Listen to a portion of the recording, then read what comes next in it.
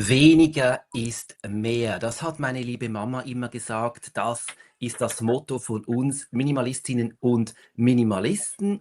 Und du, liebe Eva, sagst sogar, wer verzichtet, lebt länger. Ganz herzlich willkommen, ihr zu Hause. Ganz herzlich willkommen, Dr. Med Eva Heiß. Ich bin natürlich sehr gespannt, mich mit dir über gesundes Altwerden zu unterhalten. Ich grüße dich. Ja, guten Tag, Stefan. Vielen herzlichen Dank, dass du mich eingeladen hast zu diesem heutigen Live-Interview. Es ist für mich das erste Mal. Natürlich bin ich ein bisschen nervös, aber es freut mich riesig, dass wir uns hier austauschen können. Es freut mich auch und wie ihr hört, sind wir zwei Schweizer und wenn Schweizer miteinander Hochdeutsch reden, ist das immer so ein bisschen komisch, so als würden wir so ein Bühnentheater machen, aber ich glaube, wir werden das schaffen. Ja, ich will dich kurz vorstellen. Du bist Ärztin.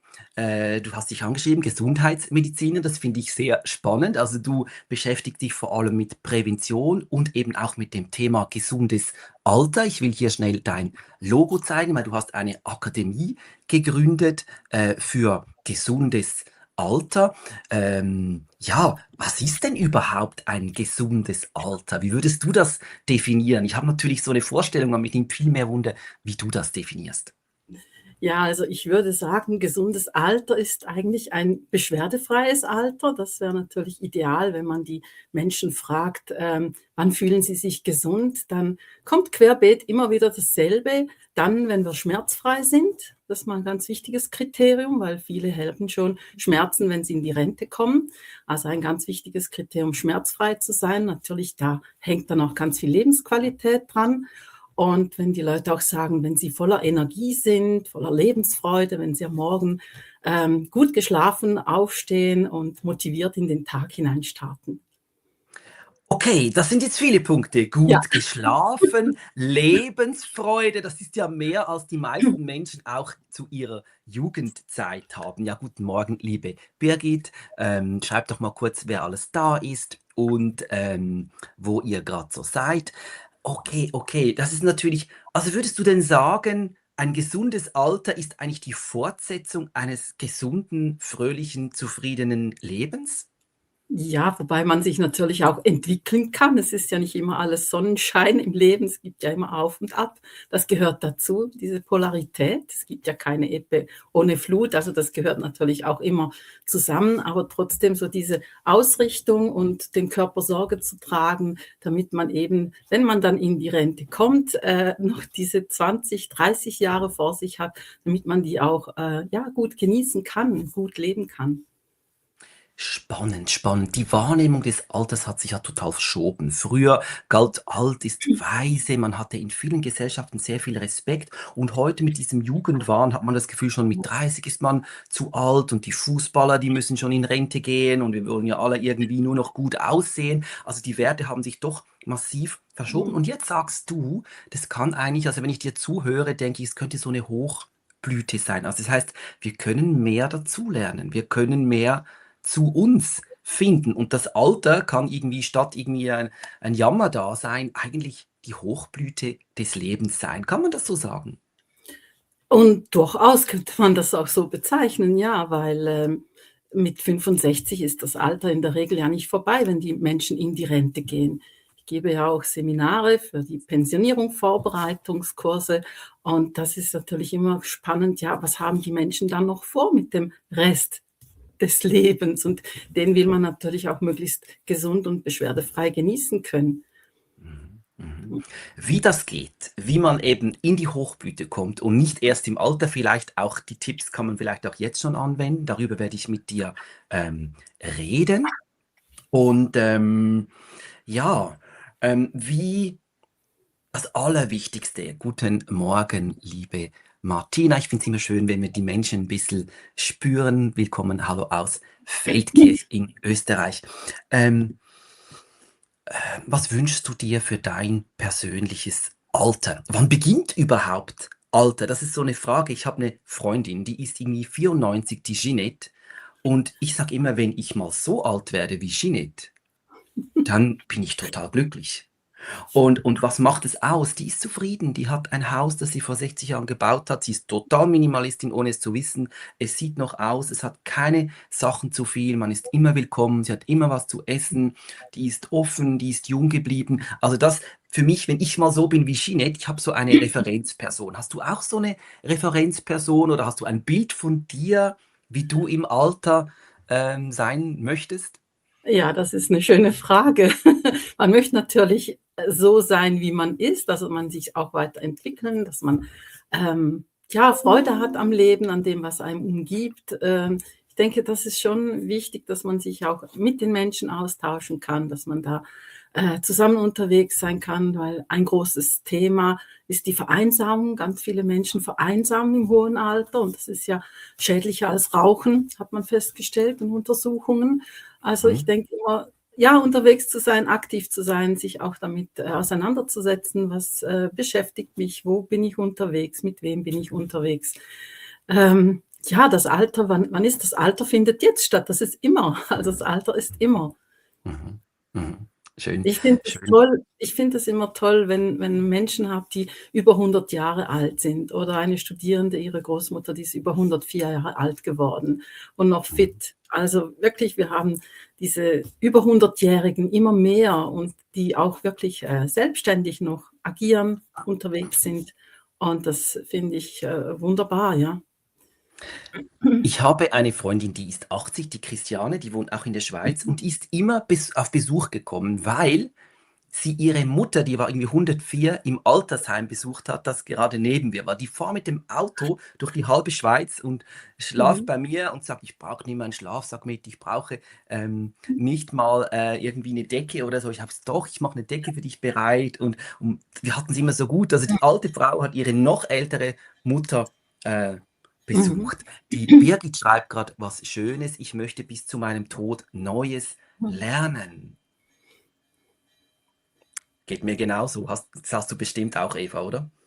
Ja, ständig. Also, ich bin so wissbegierig, ich sauge alles auf und transportiere das dann natürlich auch weiter an meinen Seminaren und dann ja, das Wissen weiterzugeben. Das ist ja so hochkomplex, der menschliche Körper und, die Wissenschaft, die geht ja so schnell voran, schreitet so schnell voran, dass die Interaktion, die Komplexität der Biologie, das ist so was Faszinierendes und die Zusammenhänge da zu erkennen und, ja, wir haben diese Darm-Hirn-Achse. Was macht das Mikrobiom mit uns, mit der Psyche, mit dem Wohlbefinden? Wir haben den Schlaf. Es sind so viele Elemente, die daran beteiligt sind, dass wir gesund bleiben oder uns auch gesund fühlen.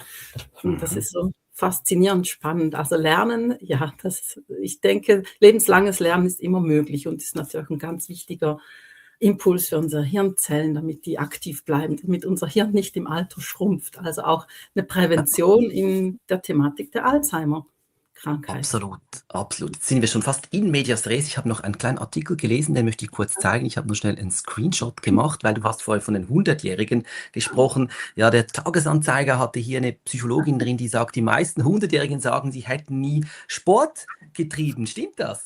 Deckt sich das mit dem, was du weißt, Eva? Ja, ich würde sagen, also jede Bewegung zählt, jeder Schritt zählt. Also weniger herumsitzen ist sicher mal ein ganz wichtiger Aspekt, ja, wenn wir schon sagen, von Minimalismus her oder was kann man weglassen. Also weniger sitzen, ist mal ganz ein wichtiger Teil. Ja. Jetzt jetzt sitzen wir halt, die mich kennen, wissen, ich bin eigentlich lieber unterwegs, irgendwie mit dem Handy, aber Mhm. dann manchmal bin ich an einem Ort, was nicht klappt und dann müssen die armen Leute, ich kriege manchmal so mäßig, ich muss so das Ohr daran, ich höre es nicht und deshalb bin ich jetzt da sitzend, aber ich sitze natürlich auch nicht so gerne. Mhm. Ja, also wir sind ja, schauen wir doch mal das gesunde Altwerden aus der Perspektive des Minimalismus an. Was würde gut tun? Was könnten wir weglassen? Was empfiehlst du ganz konkret, um gesund alt zu werden? Weniger Fernseh gucken. Ganz viele Menschen schauen unglaublich lange und viele, ja, verbringen sehr viel Zeit vor dem Fernseher. Warum ist Und das nicht gut? ja, weil man natürlich weniger wir sitzen ja schon meistens den ganzen Tag über eher, wenn wir 'n Bürojob haben. ich nenne nicht verallgemeinern, aber doch eher sitzend sind wir unterwegs. Und wenn wir dann sozusagen zu Hause, dann essen wir, sitzen wir ja auch wieder und dann setzen wir uns vor die Couch, dann sitzen wir auch wieder. Also wir haben eigentlich zu wenig Bewegung in unserem Alltag. Oftmals ist es so.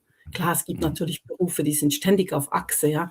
Aber eigentlich ist es schon eher die Tendenz. Also ich habe vor Jahren mal eine Studie gelesen, da hat man aufgezeigt, dass die Menschen von ihrem Leben 7 Jahre vorm Fernseher verbringen.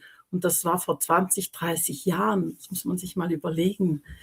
Mhm. Es geht da sehr, Mhm. sehr viel Zeit, auch Social Media. Also Mhm. ja, weniger, weniger Impulse sitzend, mehr dann Mhm. aktiv sein. Viele Menschen sprechen ja heute von Dopaminfasten. Es gibt ja auch dieses berühmte Buch von der Mhm. Dr. Ann Lemke, der Psychiaterin, Dopamin Nation, das will ich dann auch mal noch rezensieren hier. Ähm, Dieses Dopamin, welche Rolle spielt das? Also du hast Social Media angesprochen. Ich habe auch Mhm. viele Studien gelesen, die sagen, wie ungesund das ist, wenn unser Hirn ständig bombardiert wird, wenn wir immer auch nie mehr zur Ruhe kommen. Was ist da deine Erfahrung? Also weniger Dopamin würdest du auch unterschreiben? Weniger Ja, es kommt. ständige Stimulation? Ich würde mal sagen, das ist natürlich, wir haben verschiedene Botenstoffe im Gehirn, verschiedene, sagen wir auch Glückshormone, die ausgeschüttet werden, je nachdem, was wir machen, was wir unternehmen. Und das Dopamin ist natürlich schon ein Stoff, der bereits in der Vorfreude ausgeschüttet wird. Viele andere Stoffe werden erst ausgeschüttet, wenn wir dann in die Aktion kommen, aber das Dopamin kommt schon in der Vorfreude, wird das hochgetrieben. Und wir können natürlich diese Neugierde, weil die Neugierde weckt das auch. Also, was kommt als Nächstes? Kommt da noch was Besseres? Ja, gerade beim Scrollen, oder bei Spielen, ja, was kommt da? Bringe ich's hin? Werde ich jetzt besser als vorhin? Habe ich schneller bessere Zeiten, was auch immer? Das kickt uns immer wieder an. Und, Mhm. wenn wir dann dauernd in dem Modus drin sind, das kann auch das Gehirn überlasten oder überfordern. Mhm, mhm, mhm, mhm. Ich zitiere oft diese Studie von Markus E. Reichler über das Mhm. Default Mode Network. Er hat herausgefunden, dass unser Gehirn so Phasen braucht, wo wir einfach nichts tun, weil wenn wir nichts tun, tut das Gehirn ganz viel und scheint Sachen zu verarbeiten. Die besten Ideen kommen unter der Dusche oder wenn wir eben nichts Ja. erwarten und nichts erzwingen. Kennst du bestimmt auch, ne? Ruhe, genau, in der Ruhe. Also, es braucht wirklich auch diese Ruhepausen. Es ist ja auch Mhm. so, dass im Schlaf wird ja auch vieles verarbeitet. Schlaf ist ja nicht nur nichts tun oder schnarchen, sondern Mhm. da laufen unglaublich viele Prozesse ab in den verschiedenen Schlafphasen. Einerseits mal verschiedenste Zellregeneration, aber auch Reinigung des Gehirns. Wir haben da ein spezielles Reinigungssystem, das arbeitet auch in der Nacht. Dann werden Informationen verarbeitet aus ja, wieder deleted, die nicht wichtig sind. Das, was wir brauchen fürs Lernen, ist das Schlaf auch wichtig. Also, ja, der Schlaf hat ganz viele Aufgaben, Funktionen Mhm. und, ja, die Ruhe, die wir auch tagsüber mal uns, gönnen dürfen. Mhm. Also weniger Ablenkung, weniger Verzettelung. Was ist für dich so das Überraschendste? Du befasst dich ja schon seit vielen Jahren mit diesem Thema, was man wie so gar nicht denken würde. Das Überraschendste würde ich jetzt mal sagen, dass wir eigentlich viel zu wenig Ruhe haben, dass wir im Dauerdenkmodus drin sind und dass das Herunterfahren für viele Menschen ganz, ganz schwierig ist. Aber wenn man dann wirklich mal zur Ruhe kommt, gibt das eine wirklich tiefe Entspannung im ganzen Körper. Tiefe Entspannung, es gibt eine neue Mhm. Energie und wie du auch gesagt hast, manchmal kommen dann einem die besten Ideen in der Mhm. Ruhe drin. Mhm. Und Mhm. die fliegen dann einfach einem zu. Das finde ich immer so faszinierend. Also, Mhm. die Intuition, das Offensein, was da auf einen zukommt, das finde ich immer sehr, sehr spannend und fasziniert mich immer wieder aufs Neueste. Mhm. Spannend. Als allererstes hast du ja das Problem der Einsamkeit, der Mhm. Vereinsamung erwähnt. Was weiß man darüber? Warum ist das so gefährlich und so ungesund? Man kennt ja auch die Geschichten, wo jeder kennt das, wo so Paare dann sterben und kaum ist der eine gestorben, stirbt die andere oder der andere dann 2 Monate darauf. Also wahrscheinlich, ja. Was weiß man über die Gefahr der Einsamkeit im Alter? Ja, Einsamkeit gibt's ja überall, nicht nur im Alter. Wir haben ja auch bei jungen Menschen oder auch in der Corona-Zeit ist das sehr stark, aufgekommen oder ist das auch thematisiert worden. Aber bei den älteren Menschen haben wir natürlich ganz andere Faktoren, die zu dieser Vereinsamung führen. Und, einer der wichtigsten, würde ich sagen, ist mal das Problem, dass die Sinnesorgane nachlassen. Also, man sieht nicht mehr so gut, vor allem das Gehör ist ein ganz, ganz zentraler Punkt. Das, beinhaltet natürlich dann, dass die Menschen sich zurückziehen. Sie sind überfordert, wenn sie in 'ner Gruppe sind. Die Geräusche, ja, es ist einfach 'ne sehr stressige Situation. Die Menschen warten in der Regel viel zu lange, bis sie 'n Hörtest machen, also 'n Hörtest machen lassen. Meistens im Schnitt sind das 7 Jahre. Und da geht natürlich auch ganz viel, Verbindung, Verknüpfung im Kopf oben von den Nervenzellen, von den Synapsen, die lösen sich dann auch auf. Also, man weiß, dass Menschen, die eben schlecht hören, auch eine ja, die weniger soziale Interaktion haben. Sie haben viel weniger Stimulation fürs Gehirn. Also, die Demenz schreitet schneller voran bei Menschen, die nicht gut hören. Mhm. Also, ich sage immer so, die Eintrittskarte fürs hohe Alter ist 'n gesundes Gehirn und dafür braucht man unbedingt das Gehör. Klar, es braucht noch die anderen Aspekte, aber Mhm. das ist einer der wichtigsten, weil wenn die Leute sich zurückziehen, sind sie vereinsamt, sie haben nicht mehr den Austausch, dann kommt mit dem Alter vielleicht auch noch die Einschränkung in der Mobilität dazu. Ja, man hat Beschwerden, Schmerzen, man traut sich dann auch weniger, etwas zu unternehmen. Man kommt dann relativ schnell auch in eine depressive, Lage hinein. Also, wenn ich dir da so zuhöre, ist das eine ziemliche Herausforderung, so glücklich und gesund alt zu werden, ne? Ja. Mhm.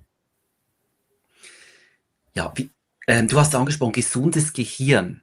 Mhm. Was kann man da aktiv tun, damit das Gehirn wir wollen ja alle nicht dement werden und doch viele Ja, werden es, ne? Also, was ja. weiß man da? Was kann man wirklich tun? Was bringt was? Sehr viel, sehr viel. Es gibt so 5 klassische, Elemente oder wichtigste Einflussfaktoren für unsere Gehirngesundheit. Und da gehört sicher mal einfach alles dazu, was, das Gehirn fördert. Mal die richtige Ernährung gehört mit dazu, dass man genügend Omega-3-Fettsäuren hat, dass man natürlich auch genügend Schlaf hat, dass sich das Gehirn reinigen kann, dass man die sozialen Interaktionen hat, also dass man immer etwas auch unternimmt, dass man auch geistig gefordert ist, am besten auch immer wieder was Neues lernen. Ich hatte gerade letzte Woche einen Vortrag, vor 106 Leuten und das war so spannend. Da hat eine Dame erzählt, dass ihr Mann jetzt nur noch 5% hört und sie überlegen sich jetzt gerade, ob sie die Taubstummensprache erlernen sollen, damit sie noch kommunizieren können miteinander oder in Kontakt Mhm. stehen können. Da habe ich gesagt: „Ja, wenn das für beide stimmt, ist es ja auch wunderbar, ne, was Neues auszuprobieren, was Neues zu lernen.“ Also, Mhm. Stimulation fürs Gehirn ist wichtig, Aktivität körperlich auch, weil wir haben die Möglichkeit, auch neue Hirnzellen zu bilden, sei es das über die Bewegung, also wir haben durch Bewegung aus den Muskeln werden Botenstoffe freigesetzt und die stimulieren im Gehirn die Bildung neuer Hirnzellen. Auch der Schlaf ist wichtig. Im Schlaf werden neue Hirnzellen gebildet. Also wir haben auch einen Schutzmechanismus oder wir können einen Aufbau von Hirnzellen aufs Alter hin auch unterstützen. Und natürlich gehört alles darum herum, all die Risikofaktoren, was eine Durchblutungsstörung mit sich bringen, also Rauchen, zu hoher Blutdruck, all diese Dinge, die die Arteriosklerose vorantreiben, also eine schlechtere Durchblutung des Gehirns, von dem natürlich möglichst wenig und alles andere, was unterstützend ist, von dem mehr. Das wäre Mhm. sich mal so Mhm. so der Mhm. wichtigste Anteil, ja.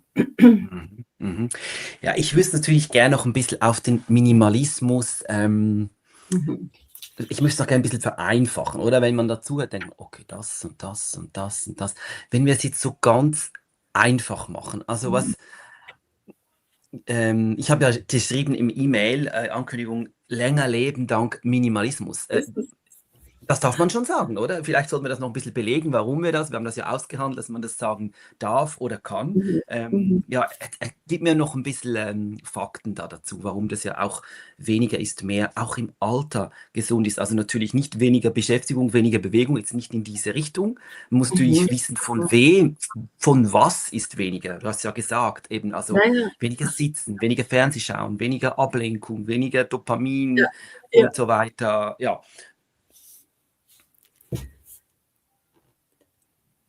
Du willst jetzt gerne 5 Punkte, die das Ganze reduzieren sozusagen. Das hättest du am liebsten.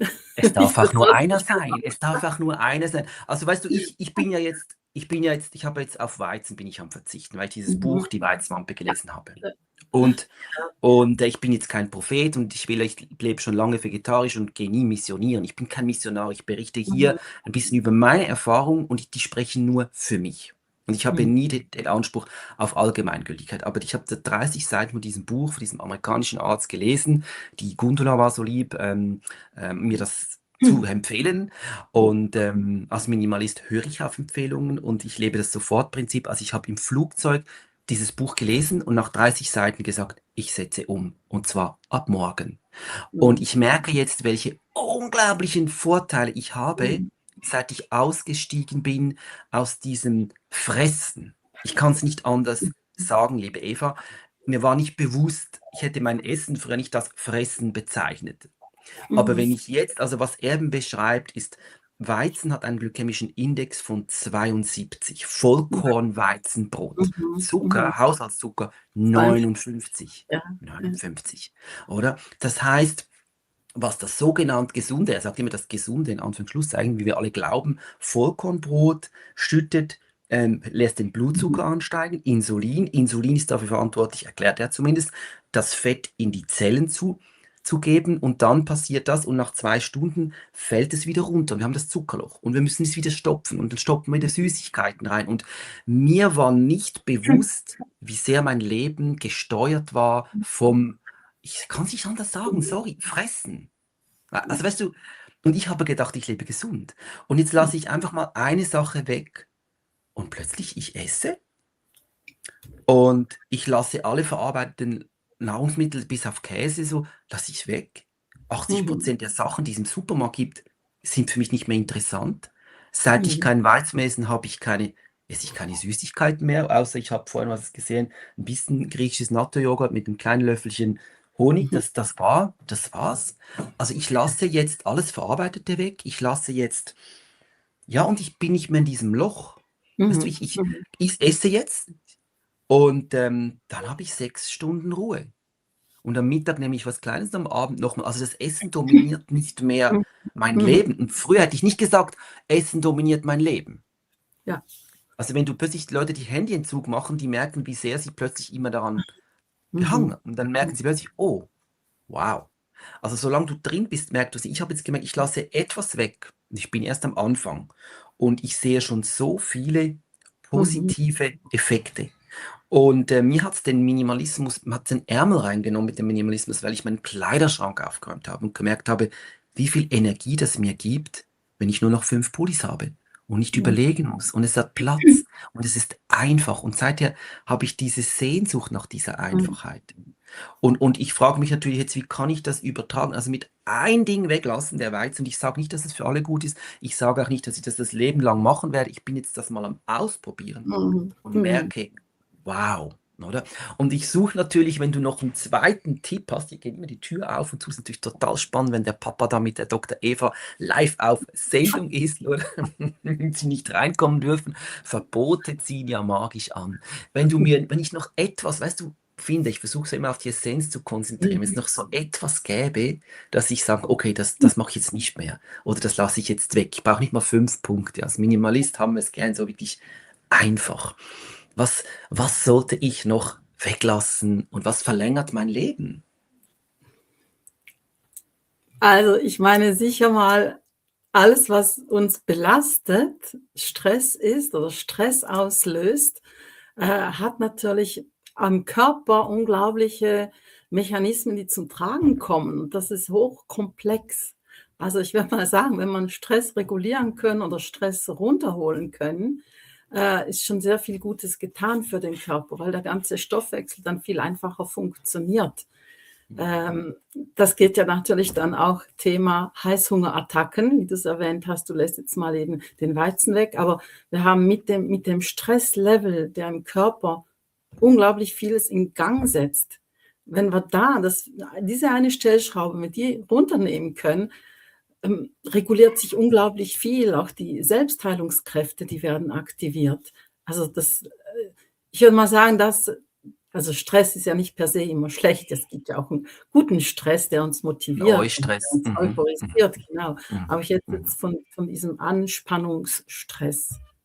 Und wo bei jedem kann ja diese Stressreduktion unterschiedlich sein. Also bei jemandem kann man sagen, okay, äh, lass mal den Konsum weg, oder reduziere den Konsum von, sei das jetzt Social Media oder den Zuckerkonsum, egal was, irgendwo einfach ja, ich würde mal sagen, wirklich der Umgang mit Stress ist ein zentraler Regler.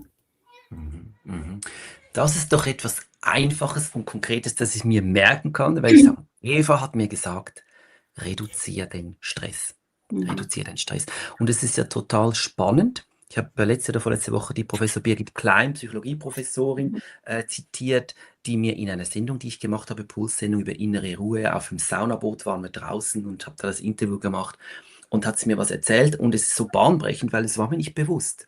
Ich dachte Mhm. immer, Stress ist, ja, wenn du viel zu tun hast. Ich habe ja einen stressigen Job als Fernsehjournalist, wo es auf die Minute fertig sein muss, aber ich bin nie gestresst, ich bin eigentlich immer ruhig. Und dann hat sie gesagt, nein, Stefan, Stress ist unsere Reaktion und vor allem unsere Mhm. Erwartung, wie etwas sein soll. Mhm. Und ich hatte ein schönes Gespräch mit Professor Georg Schmid und wir haben über Gelassenheit. Er hat gesagt, er ist mittlerweile, glaube ich, Mitte oder Ende 80, hat gesagt, ja, das Schöne am Alter für ihn ist diese Gelassenheit, oder? Und, und die versuche ich eben statt Stress Gelassenheit. Ich habe dir erzählt, was für eine Odyssee. Ich erzähle es jetzt hier nochmal, weil ich tue einfach mein Leben dokumentieren. Und ich habe eigentlich viele Stressoren in meinem Leben. Ich lebe an verschiedenen Orten, ich bin meistens irgendwie unterwegs. Dann ist der Stress, dass manchmal das Internet nicht so gut ist. Und dann habe ich verschiedene Kinder, der muss hier hin. Und gestern habe ich uns eingecheckt. Und dann habe ich meinem Ältesten, dem Leo, gesagt, Leo, gibst mir noch deine Idee? Ich muss deine, hat er, welche Idee? Sag ich, wie meinst du? Ich brauche deine Idee. Sagt er, ja, die hat Mama wieder mitgenommen. Oh. Also haben wir dann rausgefunden. Das heißt, ich bin jetzt in Zypern und sage, okay, ich fliege morgen mit allen Kindern nach Hause und mein ältester Sohn kann nicht mitfliegen. Und da gibt es jetzt verschiedene Reaktionen. Ich hätte jetzt Mhm. stressen können, oh, oder ich hätte gelassen bleiben können.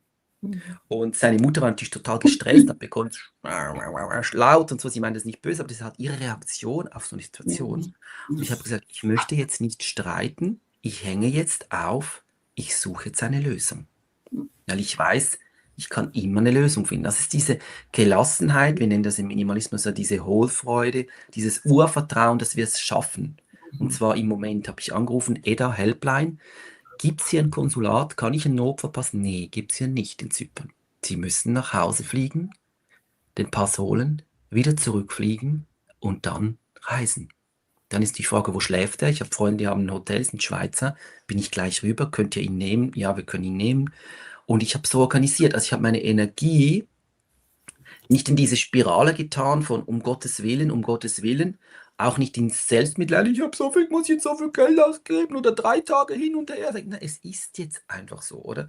Mhm. Gelassenheit ist ja auch, ich liebe immer dieses Serenity Prayer, also ja, gib mir die Gelassenheit, das, was ich nicht ändern kann, Mhm. zu akzeptieren und die Weisheit zu sehen, zu unterscheiden, eben was ich ändern kann und was nicht. Und ich habe es relativ schnell herausgefunden, dass ich es nicht ändern kann. Was sind denn so deine Tipps, um eben keine Stressreaktion, ich sage es jetzt so, um nicht in eine Mhm. Stressreaktion zu Mhm. geraten? Kann man das lernen, dieses ruhig und gelassen bleiben? Ist das eine Mhm. Typfrage?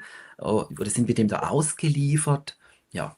Ich würde sagen, es ist eine Mischung von beiden, ja. Es gibt Menschen, die haben in sich selber schon eine Ruhe und ein Urvertrauen und die sagen sich, kann vieles schiefgehen, aber nicht alles, irgendwas wird trotzdem noch gelingen.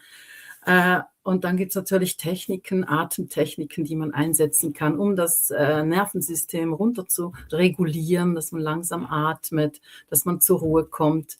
Ich würde sagen, am besten ist irgendwie so eine Mischung aus beiden. Ähm, Man kann sich natürlich die Frage stellen, habe ich schon mal so was Ähnliches erlebt und wie bin ich dann da rausgekommen? Also, dass man dann eben so diese auch Lösungsorientiertheit sucht oder auch im positiven Hinblick. Naja, im Moment ist es vielleicht eine Katastrophe, aber vielleicht ergibt sich ja auch was Positives daraus. Also, wenn du jetzt da jetzt mehrmals hin und her fliegen musst, vielleicht lernst du wieder spannende neue Menschen kennen oder du hast dann mehr Zeit während dem Flug für dich, mal wieder was zu lesen. Mhm. Immer, was man halt draus macht, denke ich mal, ist ein Mhm. entscheidender Punkt. Mhm. Mhm. Spannend. Ich merke, wir nähern uns dem Minimalismus an. Weniger Stress, Mhm. verzichten auf Stress. Und das finde ich sehr spannend, dass du das so sagst, weil sonst denkt man, ja, man muss gesund essen oder man soll nicht rauchen, aber wir alle wissen, da gibt es die Geschichten der Hundertjährigen, die rauchen jeden Tag und die trinken Alkohol und Mhm. vielleicht liegt die Wahrheit in der inneren Ruhe, in der Mhm. Gelassenheit, in der, ja, es kann auch ein Stress sein, immer gesund leben zu wollen. Also es gibt ja, glaube ich, wenn man mehr als 3 Stunden überlegt, was man jeden Tag essen soll, wird es krankhaft. Also es ist, ähm, ja, Ja, ja. Gelassenheit jetzt statt Stress ist gesund, würde ich jetzt mal so sagen. Kann man das so zusammenfassen? Ja, könnte man so wohl, ja, ja. Gelassenheit, innere Ruhe, auch eben ist wichtig für die Reparaturprozesse innerhalb des Körpers. Also das macht unglaublich viel aus, wenn man nicht dauernd in der Anspannung ist oder dauernd in Mhm. dem Modus, ich muss noch dies und jenes oder ich soll das weglassen. Das kann natürlich auch dann sehr anspruchsvoll sein, weil man sich dann gedanklich natürlich auch damit beschäftigt, wie du auch Mhm. gesagt hast. Mhm. Also man kann auch zu viel sich mit etwas Einseitigem beschäftigen und, Mhm. ja, ist dann nicht mehr ausgewogen, ist dann nicht mehr in der Balance. Mhm. Ich Mhm. frage mal in die Runde, was hilft euch, wenn ihr gestresst seid oder merkt, jetzt ist das Nervensystem so hibbelig, was hilft euch da runterzukommen, in die Gelassenheit zu finden? Was mir immer hilft, ist Bewegung. Du hast es gesagt, ich bin gern zu Fuß Mhm. draußen. Heute Morgen sind wir früh um 5 Uhr aufgewacht und der eine meiner Söhne, mein Vierjähriger, ist dann zu klettern gekommen, hat gesagt, komm, wir Mhm. gehen. Und dann sind wir, ich habe für euch schnell ein paar Fotos gemacht, habe ich gesagt, willst du an den Strand? Ich gesagt, nein, er will auf den Spielplatz, oder? Und wir haben da so ein Restaurant entdeckt, da einfach so, jetzt ist nicht mehr schön, aber da hat es diese Morgensonne gehabt, heute um halb 6:30 Uhr. Und wir hatten ein bisschen den Ding gesehen und wir waren einfach, wir haben nichts Spezielles gemacht. Wir waren ein bisschen da, wir waren auf dem, in der Schweiz sagt man das Gireizi, es war natürlich noch geschlossen, ist ein schönes Spielplatz.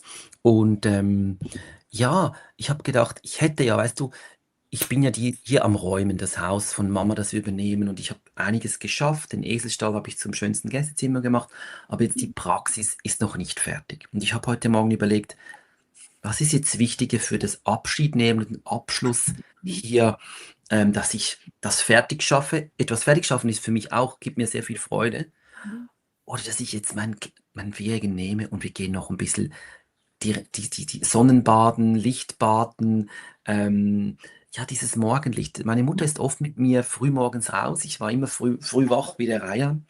Und das sind schöne Erinnerungen. Ich bin auch immer früh ins Meer um 7 Uhr morgens und meine Mama hat gesagt, es ist nie so frisch wie am Morgen früh und dann triffst du vielleicht ein, zwei Leute und man nickt sich so zu. Die Birgit schreibt gerade, was ihr hilft, ist Balkon, Gartenarbeit, ja, Mhm. mit den Händen. Was macht das? Weiß man da? Gibt es da vielleicht Studien dazu? Erdet einem das oder was Ja, Pflanzen bewirken ja. können? Sehr wohl, also in die Natur rausgehen unbedingt, eben auch mit den Händen was zu tun, der Verbundenheit mit der Erde. Hat natürlich nicht jeder gerne, ist ja auch wieder individuell. Die einen mögen Mhm. das nicht, so den Dreck in den Fingern zu haben, Mhm. aber für viele ist die Natur in die Natur rausgehen schon sehr energetisierend auch. Und gerade im Wald haben wir ganz viele Substanzen, welche die Bäume auch ausschütten und das stärkt unser Immunsystem. Also auch das neben den schönen Gezwitscher von den Vögeln, die man ja auch nur hört, wenn man noch ein gutes, intaktes Gehör hat. Mhm. Mhm. Das gibt einem Ruhe. Also die Energie, die Ruhe auch draußen im Wald oder eben im Gartenarbeit, ja, ist auf jeden Fall Mhm. wichtig. Mhm. Vögel beobachten, ja, Vögel zwitschern. beobachten, genau.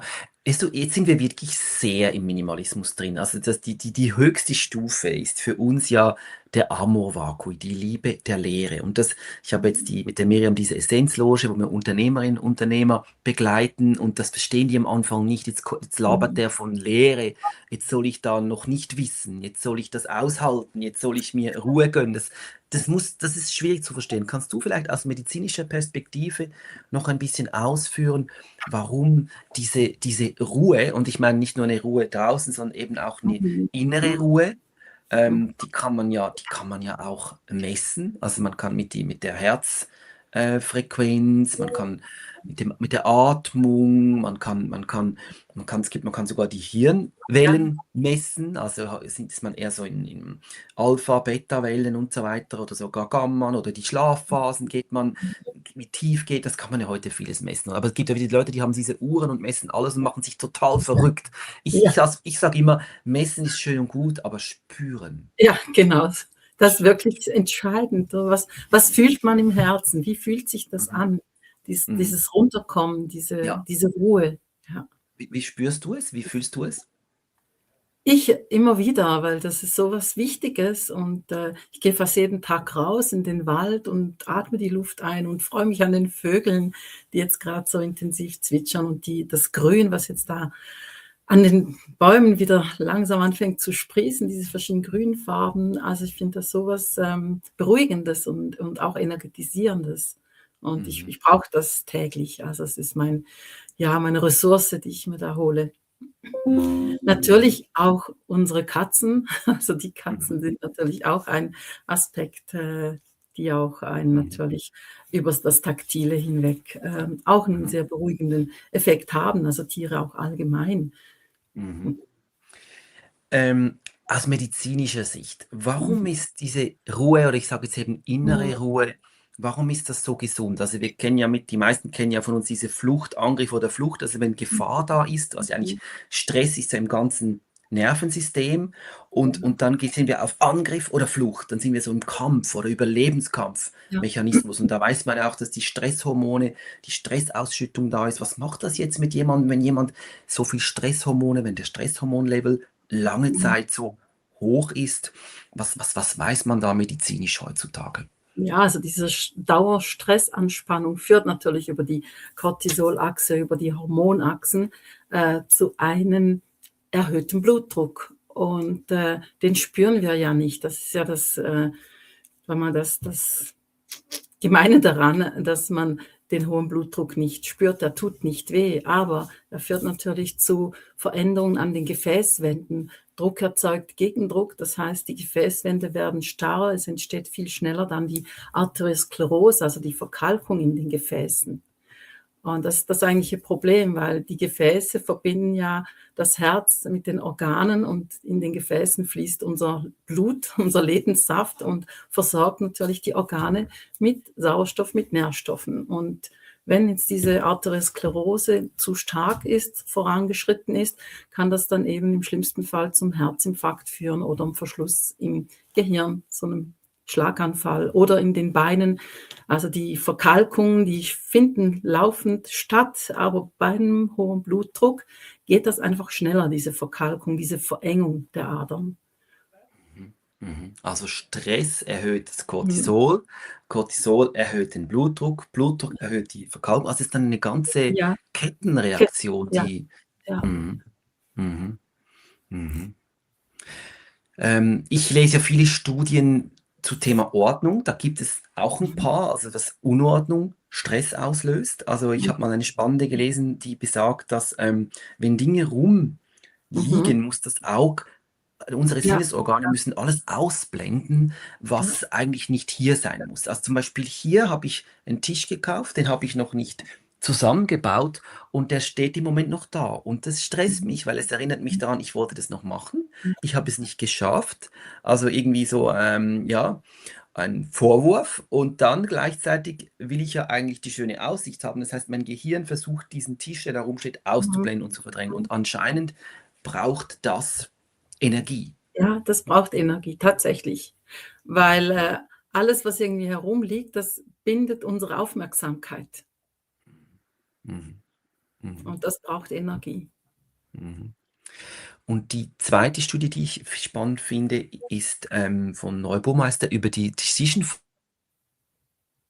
Jetzt bist du, glaube ich, Fatigue, grad über die Entscheidung, die Decision Fatigue, mhm. Entscheidungsmüdigkeit. Also der Ah, hat herausgefunden, dass wir nur eine bestimmte, unser Gehirn ist irgendwann leer, wenn wir ständig entscheiden müssen, oh, lege ich das jetzt hier ab oder lege ich das da ab und gehe ich dahin oder buche ich diesen Flug oder so. Und irgendwann sind wir erschöpft ja, vor lauter Entscheidung. Ist das etwas, was man im Alter, also ich würde als Minimalist sagen, vereinfache deine Entscheidungen, habe auf jeden Fall. Abläufe und Routinen und Ja, lieber verbring deine Energie mhm, eben, wie wir das am Anfang gesagt haben, mit neuen Dingen lernen, statt mhm, Entscheidungen mhm. fällen, die überhaupt nicht wichtig sind. Ja. Also so, mhm, Es ist wirklich so. Also, dauernde Entscheidungen zu treffen, das braucht ganz, ganz viel Ressourcen im Gehirn, weil es kommt dann immer das Abwägen, Plus, Minus, was sind die Vor Nachteile?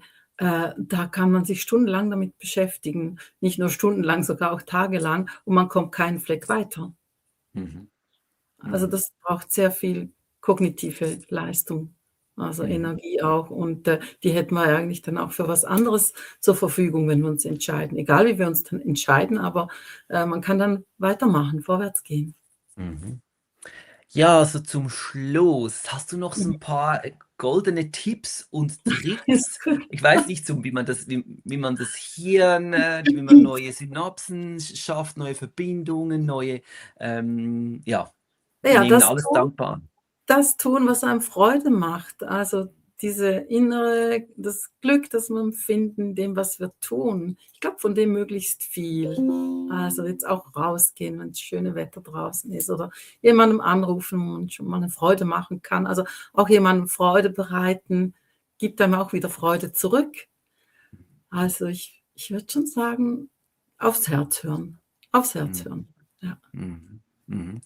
Das finde ich jetzt total spannend, Eva, dass du so von diesen menschlichen Dingen sprichst. Weißt du, in der ganzen Debatte, dieser Longevity, diese Langlebigkeit, ich finde schon dieses Wort so unmöglich, Longevity, so irgendwie, alle wollen irgendwie so lang leben und irgendwie denke ich, ja, leb doch einfach mal stimmig oder leb doch mal gut und wenn ihr das geschafft Mhm. habt, dann Mhm. könnt ihr ja mal schauen, ob ihr da noch ein bisschen länger leben wollt. Es gibt ja es gibt in Dänemark ein Glücksinstitut und das besagt, dass glücklich sind Menschen, die schöne Erinnerungen haben. Ja, ja. Und ich sehe das Leben oft so an ein Ansammeln von nicht nur schönen, einfach Erinnerungen, bleibende Erinnerungen. Und ich denke immer an den Satz der mir eine Kamerafrau mal gesagt hat, wenn wir verlangsamen, dann Mhm. bleibt etwas. Ich bin Mhm. jemand, ich muss immer an Orte gehen. Ich weiß immer noch genau, als ich da war, habe ich mit der Mhm. Person über das und das geredet.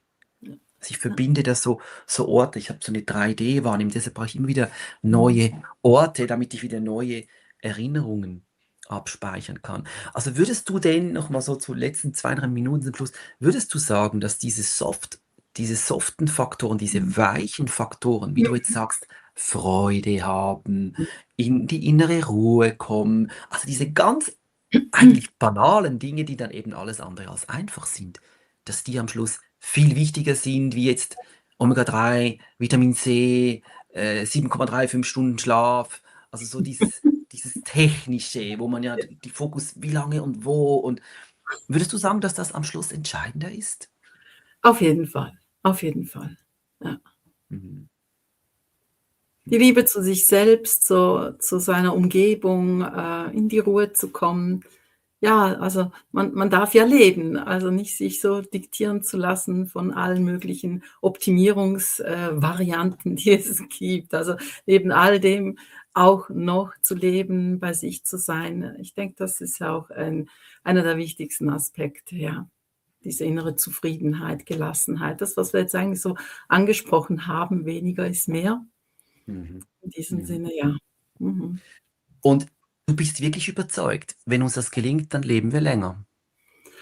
Ob wir länger leben, das wissen wir ja nicht, aber bestimmt zufriedener oder Mhm. gelassener. Ja, Mhm. Mhm. Spannend. gesünder. Noch zum Mhm. Schluss, ist es heute schwieriger geworden, gesund und gesund eben auch ausgeglichen, zufrieden alt zu werden als früher? Ob das schwieriger ist?